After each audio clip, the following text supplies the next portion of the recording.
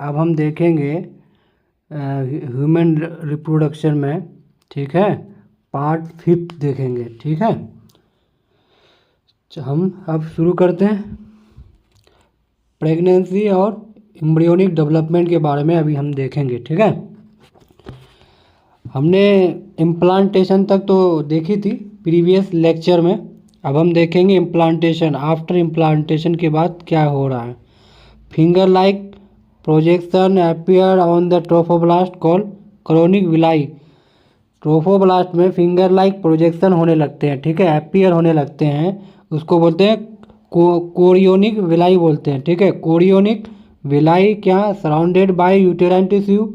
Chorionic villi surrounded by uterine tissue and maternal blood.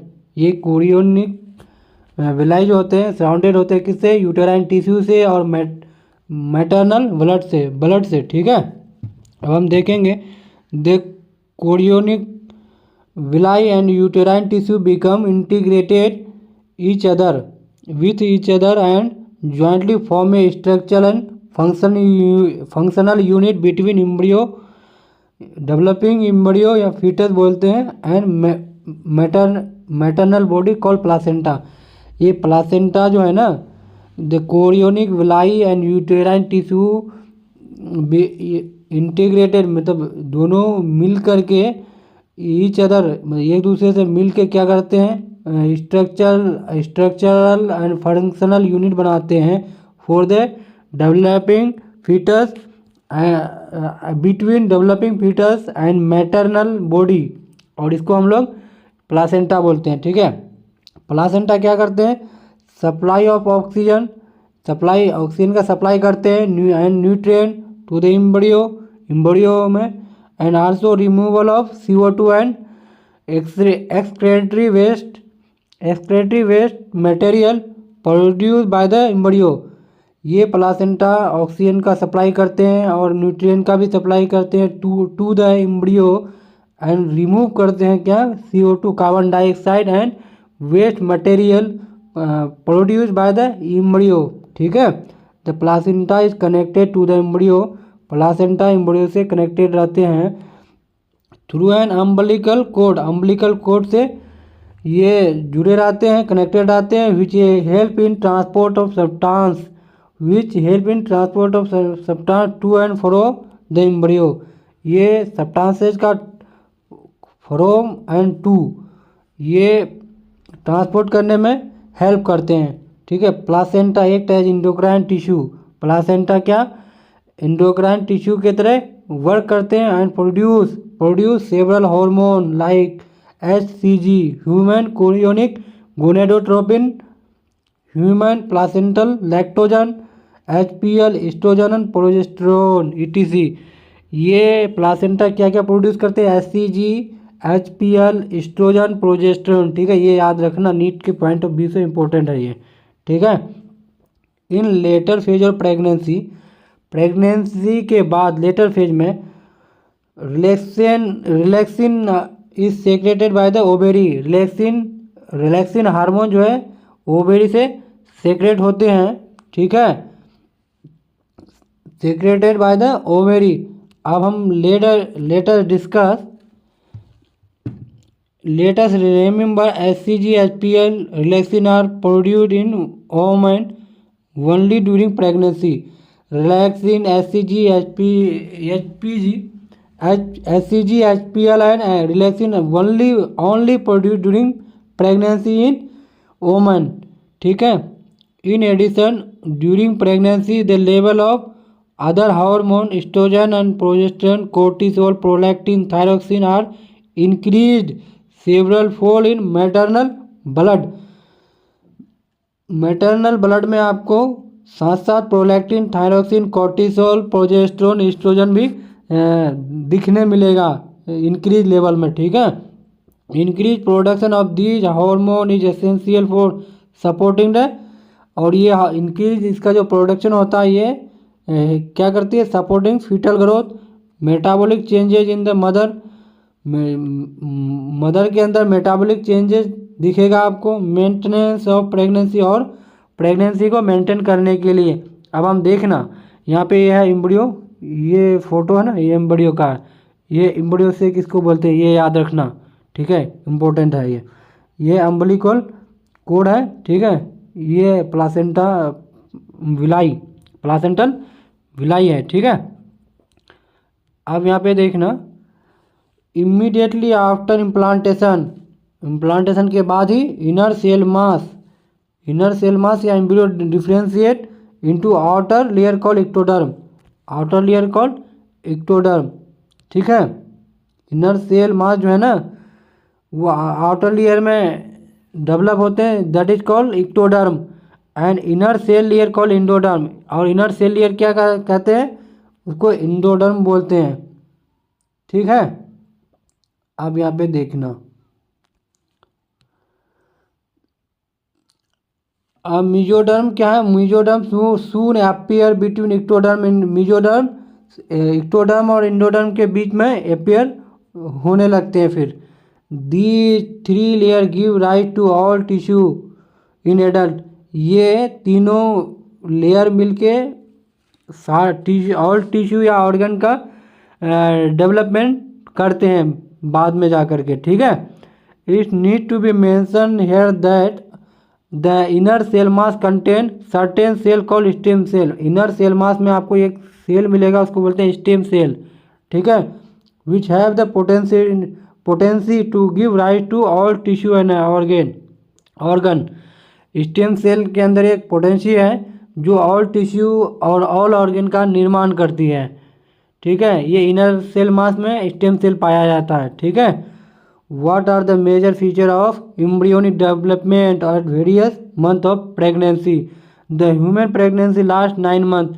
Human pregnancy 9 month की होती है, ठीक है। Do you know how many month pregnancy last in dog, elephant, cat? ठीक है।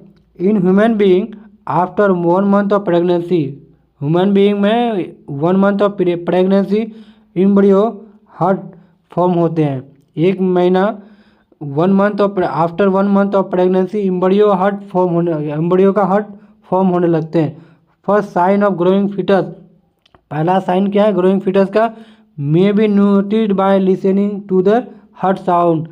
Hurt sound को सुना जा सकता है केयरफुली थ्रू स्टेथोस्कोप से, ठीक है। फीटस का हर्ट साउंड सुना जा सकता है स्टेथोस्कोप से। By the end of second month of pregnancy, दूसरे मंथ के एंड में प्रेगनेंसी का, the foetus develop limb and डीट, फीटस में लिम्ब और डीट डेवलप होने लगते हैं। By the end of second month of pregnancy, by the end of 12th week मिल के क्या बनते हैं, फर्स्ट ट्राइमेस्टर बनते हैं।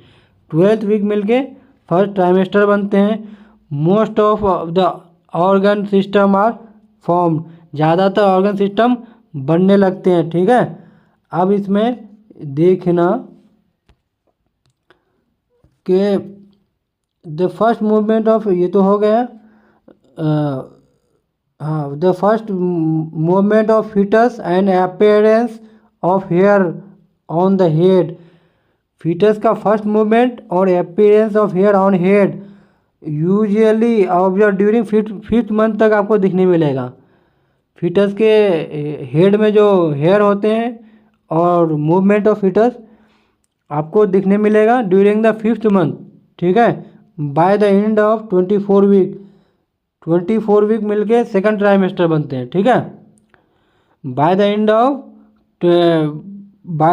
Of 24 week the body is covered with fine hair, fine hair से कवर्ड मिलेंगे। आईलिड सेपरेट, आईलिड अलग होगा, आईलेसेज आर फॉर्म, और आईलेसेज भी मिलेगा। By the end of 9 month of pregnancy the foetus is fully developed and ready for the delivery. 9 month के end में pregnancy जो है फुल्ली प्रेगनेंसी में 9 मंथ ऑफ प्रेगनेंसी फीटस जो है फुल्ली डेवलप हो जाते हैं और रेडी हो जाते हैं for delivery of the foetus, okay. अब हम देखेंगे parturition and lactation. The average duration of human pregnancy 9 month, ठीक है, which is called gestation period. Gestation period क्या कहलाते हैं? 9 month of pregnancy duration in human is called gestation period. vigorous contraction of uterus at the end of pregnancy cause expulsion मतलब बाहर ढकेलना, delivery of the foetus. Uterus में vigorous contraction होने की वजह से डिलीवरी होती है ऑफ द फिटस, ठीक है। This process of delivery of the foetus या child birth is called parturition. इसको delivery, the process of delivery of foetus या चाइल्ड बर्थ, इसको हम लोग पार्चुरेशन बोलते हैं। Parturition is induced by complex neuroendocrine mechanism. ये याद रखना ही रखना, ठीक है, ये नीट के पॉइंट ऑफ व्यू से बहुत इंपॉर्टेंट है। Parturition is induced by complex endocrine mechanism, ठीक है। The signal for parturition originate from the fully develop foetus. Signal कहाँ से इसका जाता है? पहले फिटस से जाता है, ठीक है, फुल्ली डेवलप फिटस से। And the placenta which induce mild contraction, uterine contraction. Placenta जो है क्या करती है उसके बाद? माइल्ड यूटेराइन कॉन्ट्रैक्शन, और कॉन्ट्रैक्ट होती है यूटेरस, ठीक है, कॉल्ड फिर, और इसको हम क्या बोलते हैं? फीटल इजेक्शन रिफ्लेक्स बोलते हैं। इसी को फीटल इजेक्शन रिफ्लेक्स बोलते हैं। This trigger release of oxytocin from the maternal pituitary. और ये जो यूटेरस जो कॉन्ट्रैक्ट करती है ना, ये ऑक्सीटोसिन हार्मोन की वजह से, ठीक है, और ये रिलीज कहाँ से होती है? मैटरनल पिट्यूटरी से, ठीक है। Oxytocin act on uterine muscle पे काम करती है। कौन? कॉन्ट्रैक्ट कराती है यूटेराइन मसल को, कौन? Oxytocin. And cause strong uterine contraction, और यूटेराइन का कॉन्ट्रैक्शन कराती है, which is in turn further secretion of stimulate, और फिर सेक्रेशन ऑफ ऑक्सीटोसिन को फिर से ये करती है रिलीज कराने के लिए, ठीक है। The stimulatory reflex between uterine contraction and oxytocin secretion continue, resulting in stronger contraction. और इस तरह से ज़्यादा स्ट्रॉन्ग कॉन्ट्रैक्शन होने लगती है, और this lead to expulsion of the baby of the uterus through child birth through the birth canal called parturition. और इस तरह से पार्चुरेशन होने लगते हैं। Soon after the infant is delivered, जैसे ही इन्फेंट डिलीवर होते हैं, the placenta is expel out, placenta भी बाहर आ जाते हैं, ऑफ द यूटेरस से बाहर आने लगते हैं, ठीक है। The mammary gland of the female undergo differentiation during pregnancy. Female mammary gland भी क्या डिफरेंशिएट होने लगते हैं ड्यूरिंग प्रेगनेंसी के समय। And start producing milk toward the end of, और मिल्क प्रोड्यूस करने लगती है toward the end of pregnancy के एंड में, और इसको हम लैक्टेशन पीरियड बोलते हैं, ठीक है। Lactation help the mother in feeding the newborn, और बच्चे को फीडिंग कराने के लिए हेल्प करते हैं, कौन? Lactation. The milk produce during the initial few days, milk जो है इनिशियल फ्यू डेज में प्रोड्यूस होती है, क्या उसको कोलोस्ट्रम बोलते हैं, कोलोस्ट्रम। द इनिशियल मिल्क में आपको मिलेगा कोलोस्ट्रम मिलेगा, ठीक है। विच कोलोस्ट्रम में क्या होगा? आपको सेवरल एंटीबॉडीज मिलेगा, एब्सोल्युटली